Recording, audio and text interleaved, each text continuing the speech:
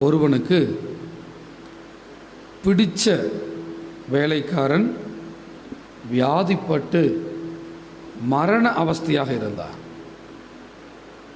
இந்நாள் வரைக்கும் நாம் சரீரத்தில் சுகத்தோடு இருப்போமானால் அந்த பாக்கியமான நாட்களை நினைத்து தேவனுக்கு நன்றி சொல்ல வேண்டும். ஆரோக்கியமாக இருக்கிறீங்களா? ஆச்சரியமான விஷயம், நன்றிப்பா. சுகம் அவ்வளோ பெரிய மேன்மையானது. நல்ல உச்சந்தலை முதல் உள்ளங்கால் வரைக்கும் நாம் பலனாக இருந்து வெளியில் போயும் வரத்துமாக இருந்து 4 காரியங்களை செய்கிற அளவுக்கு நம்ம பலனாக இருக்கிறோம், சுகமாக இருக்கிறோம்னா அந்த நினச்சா அவ்வளோ மேன்மையான அந்த சுகத்துக்காக தேவனுக்கு நன்றி சொல்ல வேண்டும். பிரியமானவர்களே, எத்தனையோ பேருக்கு இல்லாத அந்த சரீர சுகத்தை தேவன் நமக்கு வைத்திருக்கிறார். அதற்காக தேவனுக்கு நன்றி. வசனம் சொல்லுகிறது, அந்த வேலைக்காரன் வியாதிப்பட்டு மரண அவஸ்தையாக இருந்தான். மரண அவஸ்தை ரொம்ப கொடுமையானது. மரண வேதனை, செத்துவிடக்கூடிய ஒரு சூழ்நிலை, மரணத்தை சந்திக்கக்கூடிய சூழ்நிலை, அது கொடுக்கிற வேதனை, இந்த உடம்பில் காணப்படுகிற அந்த திமிர்வாதம் என்கிற அந்த மரண அவஸ்தை. அந்த சமயத்தில் 100க்கு அதிபதி, அந்த தேசத்தினுடைய ஒரு நல்ல போஸ்டிங்கில் அரசாங்க உத்தியோகத்தில் இருந்தவன், அவன் இயேசுவை குறித்து கேள்விப்பட்ட போது அவர் வந்து தன் வேலைக்காரனை குணமாக்க வேண்டும் என்று அவன் நினைக்கிறான். ஹல்லேலூயா. இந்த 100க்கு அதிபதி அரசாங்கத்தில் உயர்ந்த உத்தியோகத்தில் அவன் இருந்ததினால் அவனுக்கு எத்தனையோ மருத்துவர்களை தெரிந்திருக்கும், எத்தனையோ மருந்துகளை குறித்து தெரிந்திருக்கும், எத்தனையோ மருந்துகளை குறித்து தெரிந்திருக்கும். ஆனால் அவன் தெரிந்து வைத்த எதுவுமே தன் வேலைக்காரனை குணமாக்கும் என்ற நம்பிக்கையை தரவில்லை. அவன் தெரிந்து வைத்திருந்த மருத்துவங்கள், மருத்துவர்கள், இவர்கள் யாரும் தன்னுடைய வேலைக்காரனை அது குணமாக்கிவிடும் என்ற நம்பிக்கையை ஏற்படுத்தவில்லை. ஆனால் இவனுடைய வேலைக்காரன் சொஸ்தமாவான் என்கிற நம்பிக்கையை ஏற்படுத்தின ஒருவரை குறித்து இவன் கேள்விப்படுகிறான். 3வது வசனம் சொல்லுகிறது, அவன் இயேசுவை குறித்து கேள்விப்பட்ட போது. அவன் கேள்விப்பட்ட போது, நமக்கு வசனம் சொல்லுகிறது, விசுவாசம் கேள்வியினால் வரும், கேள்வி தேவனுடைய வசனத்திலிருந்து வரும் என்று. நம்பிக்கையை தகர்க்கிற கெட்ட செய்திகள் அடங்கியிருக்கிற இந்த உலகத்தில் நம்பிக்கையை ஊட்டவும் விசுவாசத்தை ஊட்டவும் நமக்கு நற்செய்தி கொடுக்கவும் இருக்கின்ற ஒரே வழி என் கைகளில் இருக்கிற வேத புத்தகம் மட்டுமே. நீங்கள் வேதத்தை எடுத்து அனுதினமும் வாசிக்கிறவர்களாக, வாஞ்சையோடு விசுவாசத்தோடு வாசிக்கிறவர்களாக இருப்பீர்களானால், நம்பிக்கை தளர்கிற சூழ்நிலையிலெல்லாம் இது உங்களிடத்தில் பேசி உங்கள் விசுவாசத்தை கட்டிவிடும், விசுவாசத்தை உண்டாக்கிவிடும். வேதத்தை வாசிக்கிறவர்களுக்கு விசுவாசம் வராமல் போகாது. விசுவாசம் கேள்வியினால் வரும். கேள்வி தேவனுடைய வசனத்திலிருந்து. இயேசுவை குறித்து சொல்லுகிற இந்த வேத புத்தகம், இயேசு யார் என்று உங்களுக்கு காட்டுகிற வேத புத்தகம், இந்த உலகத்தின் தோற்றம் முடிவு அனைத்தையும் அக்கு வேறாக விளக்கி விடுகிற வேத புத்தகம், மனிதனுடைய இயலாமைகளை மனிதனுடைய வேதனைகளை, தனிமைகளை, சஞ்சலங்களை, அவனுடைய தொடக்க காலங்கள், வாலிப காலங்களுடைய அந்திம காலங்கள், முடிவு காலங்கள், மரணம், மரணத்துக்கு பிற்பாடு என்று அனைத்தையும் விலக்கி விடுகிற அந்த வேத புத்தகம் நம்முடைய விசுவாசத்தை உண்டாக்குகிறது. இயேசுவை குறித்து நமக்கு சொல்லுகிறது.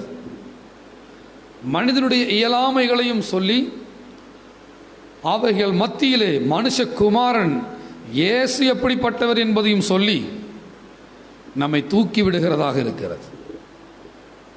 மனிதர்களை குறித்து படிக்கும் போதெல்லாம் இன்னைக்கு ஒரு கெட்ட செய்தி, கொரோனா மருந்து தடுப்பூசி கண்டுபிடிக்கப்பட்டாயிற்று, அது வெகு சீக்கிரத்தில் வரப்போகிறது என்று நம்பிக்கொண்டிருந்த ஆக்ஸ்போர்ட் யூனிவர்சிட்டியினுடைய அந்த மருந்து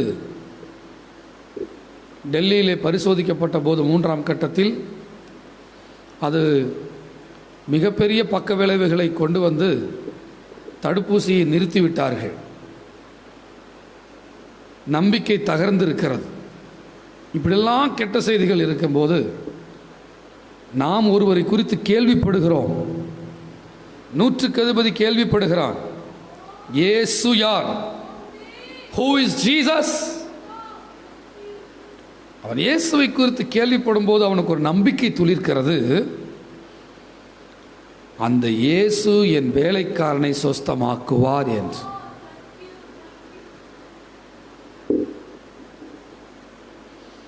உடனே இயேசு அவர்களோடு கூட போனார்.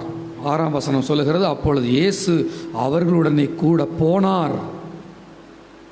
அவர் வீட்டுக்கு பக்கத்திலே, உள்ளே வரவில்லை, பக்கத்தில் அந்த வீதியிலே பக்கத்தில் வந்தபோது 100க்கு அதிபதி தன் சிநேகிதரை நோக்கி, நீங்கள் அவரிடத்தில் போய், ஆண்டவரே, நீர் வருத்தப்பட வேண்டாம், நீர் என் வீட்டு வாசலுக்குள் பிரவேசிக்க நான் பாத்திரன் அல்ல, நான் உம்மிடத்தில் வரவும் என்னை பாத்திரனாக எண்ணவில்லை,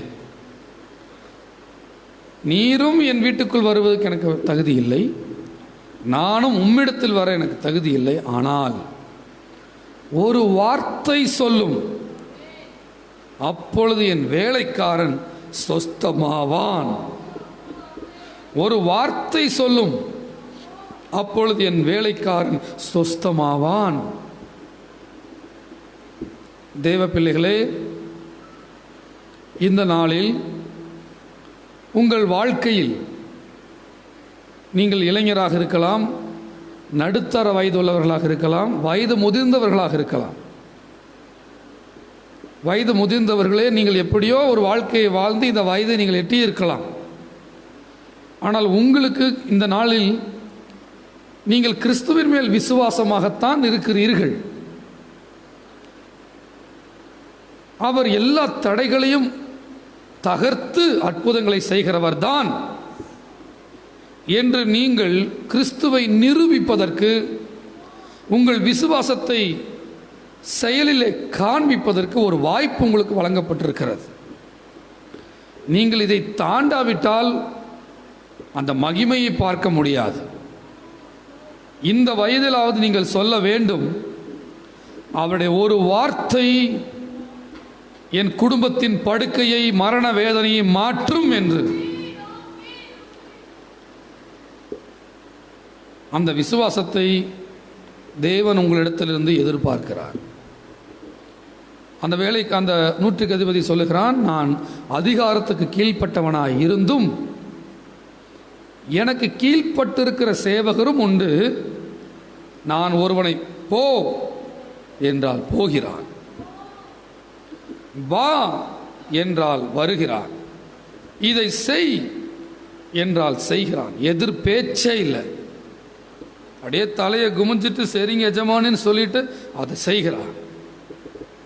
100க்கு 100 பேருக்கு அதிபதியாகி எனக்கே இவ்வளவு அதிகாரம் இருக்கும்போது, வானத்திலும் பூமியிலும் சகல அதிகாரம் எனக்கு கொடுக்கப்பட்டிருக்கிறது.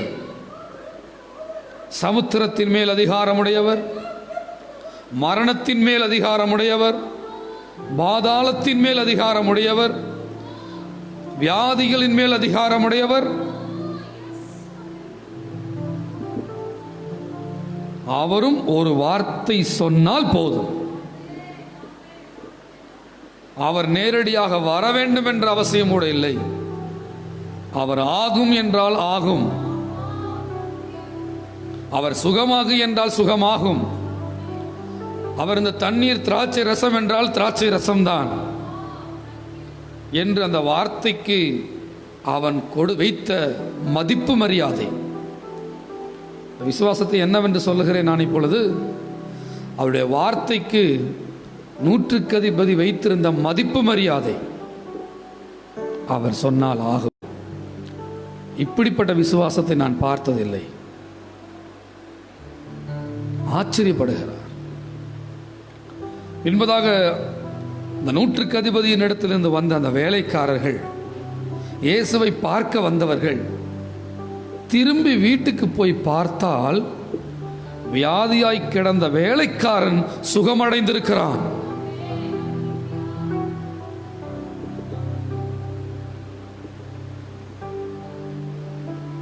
மரண அவஸ்தையாய் இருந்தவனுக்கு மருந்து கொடுக்கப்படவில்லை.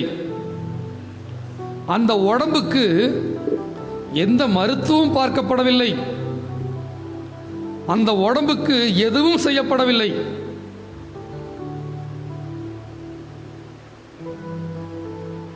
இயேசுவின் வார்த்தை தன் வேலையை செய்தது. இது ஆவிக்குரிய மண்டலத்திலான ஒரு மருத்துவம். இது உடம்பு மருத்துவம் அல்ல. அந்த வார்த்தை ஜீவனாயும் ஆவியாயும் இருக்கிறதினால் இது ஆவி மருத்துவம், ஸ்பிரிட் ட்ரீட்மெண்ட், ஆவி மருத்துவம். கர்த்தருடைய வார்த்தை வல்லமையுடையதாக இருந்து அந்த வார்த்தை சென்று மரண அவஸ்தையாய் இருந்தவனோடுடைய ஆவியிலே ஒட்டி கொண்டது. அந்த சுகம் ஒட்டி கொண்டது. அந்த வார்த்தை படைத்தது. இந்த வார்த்தை எனக்கும் பலன் தருகிறது. அவருடைய வார்த்தைக்கு சிருஷ்டிக்கும் வல்லமை இருந்ததினால் அந்த வார்த்தை வியாதியஸ்தனை தூக்கி நிறுத்தினது. அந்த வார்த்தைக்கு வல்லமை கொடுத்தது யார் என்றால் விசுவாசித்த 100க்கு அதிபதிதான். இன்றைக்கும் உங்கள் கைகளில் இருக்கிற வேத புத்தகங்களில் இருக்கிற தேவனுடைய வார்த்தைக்கு வல்லமை கொடுக்க போவது எது என்றால் இயேசுவால் உங்களுக்குள் உருவாக்கப்பட்ட அந்த விசுவாசம் அந்த வார்த்தைக்கு வல்லமை கொடுக்கிறது. விசுவாசம் வல்லமை கொடுக்கிறது. இயேசு ஆச்சரியப்பட்ட அந்த அற்புதங்களை செய்தார். தேவ பிள்ளைகளே, உங்கள் விசுவாசத்தை கனப்படுத்துகிற கர்த்தர் இருக்கிறார் என்று உங்களுக்கு ஞாபகப்படுத்துகிறேன். I just make you remember that we have a God who is honoring your faith. உன் விசுவாசத்தை கனப்படுத்துகிறவர். நீ எதையோ நம்பவில்லை, இயேசுவை நம்புகிறாய், இயேசுவின் வார்த்தைகளை நம்புகிறாய். நீ வெட்கப்பட்டு போவது இல்லை. இந்த சம்பவம் என்னை ஆச்சரியப்படுத்துகிறது. பின்பதாக அவர் மரணத்தின் மேலும் அதிகாரமுடையவர், பாதாளத்தின் மேலும் அதிகாரமுடையவர் என்பதற்கு ஆதாரமாக 11ஆம் வசனத்திலிருந்து இன்னொரு சம்பவத்தை பார்க்கிறோம். மறுநாளிலே அவர் நாயின் என்னும் ஊருக்கு போனார். அவருடைய சீஷர் அநேகரும் திரளான ஜனங்களும் அவருடனே கூட போனார்கள். லூக்கா 7:11 வாசித்துக் கொண்டிருக்கிறேன். அவர் ஊரின் வாசலுக்கு சமீபித்த போது மரித்து போன ஒருவனை அடக்கம் பண்ணும்படி கொண்டு வந்தார்கள். அவன் தன் தாய்க்கு ஒரே மகனாயிருந்தான், அவளோ கைம்பெண்ணாயிருந்தால். ஊராரில் வெகு ஜனங்கள் அவளுடனே கூட வந்தார்கள். கர்த்தர் அவளை பார்த்து அவள் மேல் மனதுருகி அழாதே என்று சொல்லி கிட்ட வந்து பாடையை தொட்டார். அதை சுமந்தவர்கள் நின்றார்கள். அப்பொழுது அவர், வாலிபனே எழுந்திரு என்று உனக்கு சொல்லுகிறேன் என்றார். மரித்தவன் எழுந்து உட்கார்ந்து பேசத் தொடங்கினான். அவனை அவன் தாயினிடத்தில் ஒப்புவித்தார். என்ன ஒரு ஆச்சரியம்! ஒரு தெய்வம் வந்து பூமியில் நடக்கிறார் என்றால் சாதாரண விஷயமா? ஆதியாகமத்தில் வாசிக்கிறோம், ஆதாமை பார்த்து வேதம் சொல்லுகிறார், உன் நிமித்தம் இந்த பூமி சபிக்கப்பட்டிருக்கும், உன் நிமித்தம் இந்த பூமி முள்ளையும் குறுக்கையும் முளைப்பிக்கும். முந்தின ஆதாம் நமக்கு சம்பாதித்த காரியம் இது. நம்மை பெற்றார்களே சரீர பிரகாரமாக, நம்முடைய முதல் தாய் முதல் தகப்பன் நமக்கு சேர்த்து வைத்த மிகப்பெரிய சொத்து இருந்ததை கெடுத்தது தான். ஆசீர்வாதமாக இருந்த பூமியை சாபமான பூமியாக மாற்றினது தான். மரணத்தையும் வியாதியையும் கொண்டு வந்தது தான் அவர்கள் செய்த மிகப்பெரிய சொத்து. அப்படி கைவிடப்பட்டவர்களாக இருந்த நம்மை இந்த சபிக்கப்பட்ட பூமியில் நம்மை படைத்த அன்பு கடவுள் மனம் விரும்பி நம்மை நேசித்து இந்த பூமியில் வந்து நடந்தார். சபிக்கப்பட்ட பூமியில் நடந்தார். அவருக்கு ஒரே வேதனை தான், இந்த ஜனங்கள் இவ்வளவு கைவிடப்பட்டவர்களும் வியாதியஸ்தர்களும் மரண ஓலங்களிலும் வேதனையிலும் வாழ்வது படைத்த கடவுளுக்கு மிகவும் வேதனை தான். அவர் மனதுருக்கம் உள்ள தேவன். அதற்கான சம்பவத்தை நாம் இங்கே பார்க்கிறோம். அவர் நாயின் என்கிற ஊருக்கு போகும்போது ஒரு வாலிபனை மரித்தவனாக அந்த பிணத்தை மூக்கில் பஞ்சு வைத்து கைகால்களை கட்டி இந்த பகுடெல்லாம் சேர்த்தி கட்டுறதுக்கு ஒரு துணியை கட்டி பாடையில் வைத்து கொண்டு போகிறார்கள். அவருடைய தாய்க்கு கணவரும் இல்லை, ஒரே மகன், இருந்த ஆதாரமும் இல்லை. அழுது கொண்டே போகிறார். இயேசு அதை பார்த்து மனதுருகிறார். இரண்டாவது சம்பவத்தில் நாம் தெரிந்து கொள்கிறோம், அவர் மனதுருக்கம் உள்ள தேவன். முதல் சம்பவம் நம்முடைய விசுவாசத்தை கனப்படுத்துகிறவர். இரண்டாவது சம்பவம் அவர் மனதுருகிற கர்த்தர். நாம் படுகிற பாடுகளை அவர் பார்க்கிறார், நாம் படுகிற வேதனைகளை அவர் அறிகிறார், மனதுருகிறார். நம்முடைய சக்திக்கு மீறி நாம் படுகிற பாடுகளை, நம்முடைய கெப்பாசிட்டி திராணிக்கு மேலாக நாம் அடைகிற சஞ்சலங்களை கட்டாயம் இயேசு அதை பார்த்து மனதுருகிறார். மனதுருகி பாடைக்கு பக்கத்தில் வந்து பாடையின் மேல் கையை வைக்கிறார். பாடையை தொட்டார். அதை சுமந்தவர்கள் நின்றார்கள். ஹல்லேலூயா. எங்கேயோ அடக்கம் பண்றதுக்காக, கல்லறையில் போட்டு அந்த பிணத்தை புதைக்கிறதுக்காக போய்கொண்டிருக்கிற அந்த பயணத்தை கர்த்தர் தொட்டு நிறுத்துகிறார். இன்றைக்கும் உங்கள் வாழ்க்கை எதை நோக்கியோ பயணித்துக் கொண்டிருக்கலாம். ஒரு முடிவை நோக்கி பயணித்துக் கொண்டிருக்கலாம், வேதனையை நோக்கி பயணித்துக் கொண்டிருக்கலாம், மரணத்தை நோக்கி பயணித்துக் கொண்டிருக்கலாம், தோல்வியை நோக்கி பயணித்துக் கொண்டிருக்கலாம். கர்த்தர் உன்னை தொடுகிறார். இந்த மாலை வேளையில் God touches you. தேவன் உன்னை தொடுகிறார். சுமந்தவர்கள் நிற்பார்கள். இனி நீ போக வேண்டிய பாதை அது அல்ல. நீ மீண்டும் யூ டர்ன் போட்டு உன் வாழ்க்கை முற்றிலுமாய் மனம் திரும்பி நீ மீண்டும் வீட்டுக்கு போக போகிறாய், வாழ போக போகிறாய்.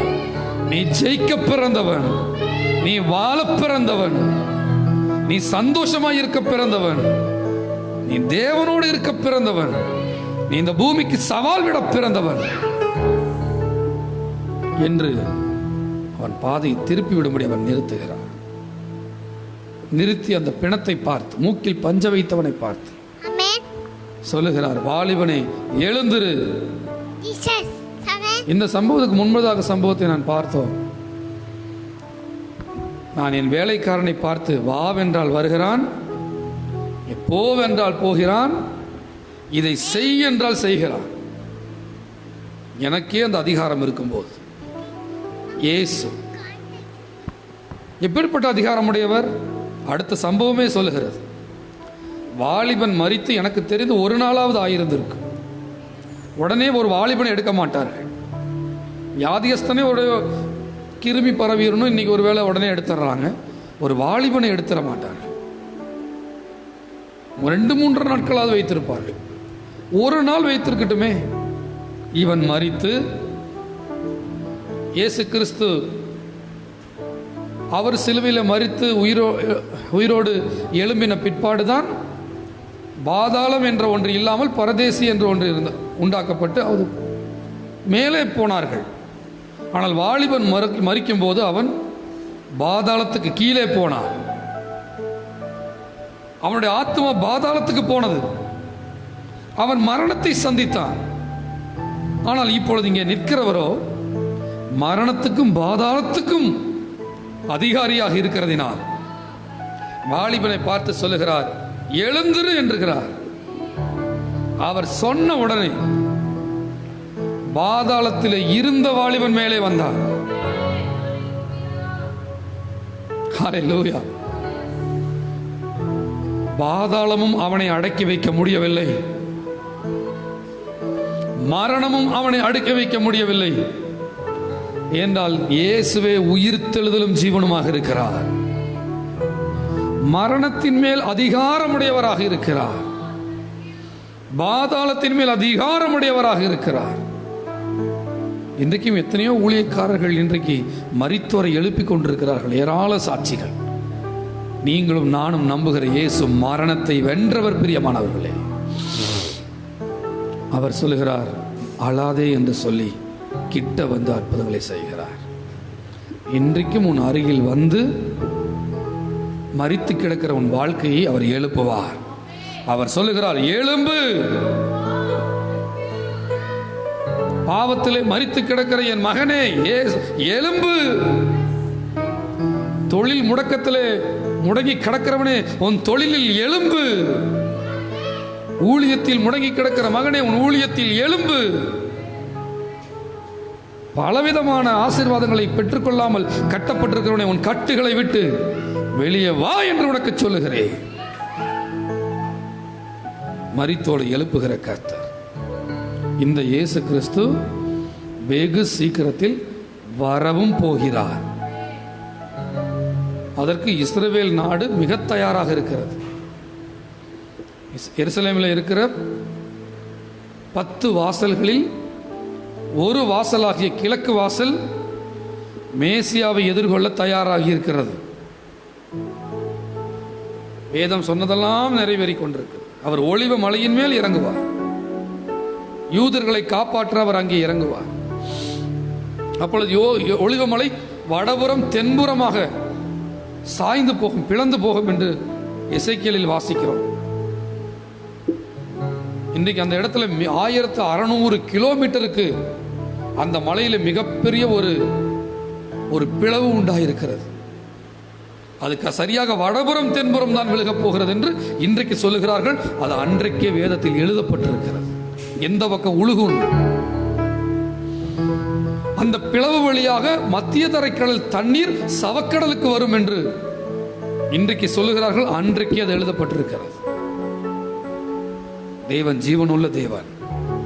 அவர் வரப்போகிறார். பரிசுத்தமாகிறவன் இன்னும் பரிசுத்தமாகட்டும், அநியாயம் செய்கிறவன் இன்னும் அநியாயம் செய்யட்டும். தேவ பிள்ளைகள், நீங்களும் நானும் மனம் போன போக்கில் வாழ அழைக்கப்பட்டவர்கள் அல்ல. இந்த இரட்சகருக்கு வாழ்க்கையை ஒப்படைத்தால் எவ்வளவு நலமாயிருக்கும். அவர் பரிசுத்தர் அல்லவா? அவர் நம்மை சுகமும் ஆக்குவார், நம்மை பரிசுத்தமும் படுத்துவார். கரைதிரை இல்லாதவர்களாக அவருடைய வருகையிலே நம்மை நிற்க பண்ணுவார். ஒரு நாடு உலகத்தோடு ஒத்து போயிடாதீங்க. செல்போனுக்கும் டிவிக்கும் அடிமையாயிராதீங்க. மாம்சத்தில் விதைக்கிறவன் மாம்சத்திலே அழிவை அறுப்பான். ஆவியிலே விதைக்கிறவன் அவன் நித்திய ஜீவனை அறுப்பான். விசுவாசத்தை கனப்படுத்துகிற கர்த்தர் உன்னோடு இருக்கிறார். உயிர் தெளிந்த கிறிஸ்து உனக்குள் இருக்கிறார். மரணத்தின் மேல் அதிகாரமுடையவர் உனக்குள் இருக்கிறார். உன்னை சகல கட்டுகளை மறுத்து போடுவார். அவருடைய வருகைக்கு உன்னை ஆயத்தமும் படுத்துவார். இந்த நல்ல தேவனை நோக்கி பார்க்கலாமா? என்னோடு கூட கண்களை மூடி ஜெபிப்போம். பரலோக பிதாவே, உடைய அன்பு மகனாகிய இயேசுவை காண முடியாத தெய்வத்தின் தற்சொரூபமாகிய இயேசுவை, is the image of invisible God, அந்த இயேசுவை எங்களுக்கு கொடுத்த தயவுக்காக நான் நன்றி சொல்லுகிறேன். அந்த உயிர்த்தெழுந்த இயேசு எங்களுக்குள் வாழுகிறதற்காக நன்றி. எங்கள் விசுவாசத்தை கனப்படுத்துகிறதற்காக நன்றி. மரண அவஸ்தையை நீ மாற்றி விடுகிறதற்காக நன்றி. இதோ இந்த நேரத்தில் இந்த ஜெபத்தில் கலந்து கொண்டிருக்கிற அல்லது ரெக்கார்டான பிற்பாடு அதை கேட்க போகிற யாராயிருந்தாலும் இயேசுவின் நாமத்தில் ஒரு வல்லமை அவர்களுக்கு பாய்வதாக. சரீரத்தில் பலவீனமாக இருப்பார்களானால் அந்த பலவீனங்கள் மறையட்டும். மரண போராட்டத்தில் இருப்பார்களானால் அந்த மரண போராட்டத்தை இயேசுவின் நாமத்தில் கடிந்து கொள்ளுகிறேன். இன்னும் பாவத்தோடும் உலகத்தோடும் ஒத்து போய் கொண்டு இரட்டை வாழ்க்கை வாழ்ந்து கொண்டிருப்பார்களானால், உலக சிநேகம், சிற்றின்பம், இச்சை நிறைந்த வாழ்க்கை, பண ஆசை, பொருள் ஆசை, பலவிதமான இச்சைகள், கெட்ட குணங்களில் வாழ்ந்து கொண்டிருப்பார்களானால் இயேசுவின் நாமத்தில் அதிலும் ஒரு விடுதலை உண்டாவதாக. இனியும் நான் பாவத்துக்கு ஊழியம் செய்கிறவர்கள் அல்ல, நான் கிறிஸ்துவுக்கு ஊழியம் செய்கிறவன். சரீரத்தின் அவயவங்கள் கிறிஸ்துவினுடையவைகள் என்று ஒப்படைக்கிறோம். அப்பா, அனைத்து மகிமை உமக்கே செலுத்தி இயேசு இரட்சகர் இன்ப நாமத்திலே சகலத்தையும் எங்களுக்கு நன்மையாக நடத்தி வெகு சீக்கிரத்தில் மத்திய ஆகாயத்தில் நிற்க போகிறவரை நாங்கள் முகமுகமாய் தரிசிப்போம் என்று விசுவாசித்து அதற்கு ஏற்ப எங்கள் தேவன் எங்கள் பரிசுத்த ஆவியானவர்களை ஆயத்தப்படுத்துவார் என்று நம்பி ஒப்படைத்து இயேசுவின் நாமத்தில் ஜெபிக்கிற நல்ல பிதாவே, ஆமென். சேர்ந்து சொல்லுவோம், என் ஆத்துமாவே கர்த்தரை ஸ்தோத்திரி, என் முழு உள்ளமே அவருடைய பரிசுத்த நாமத்தை ஸ்தோத்திரி, என் ஆத்துமாவே கர்த்தரை ஸ்தோத்திரி, கர்த்தர் செய்த சகல உபகாரங்களை என்று மறவாதே. ஆமென். கர்த்தர் உங்களை ஆசீர்வதிப்பார். God bless you. Thank you.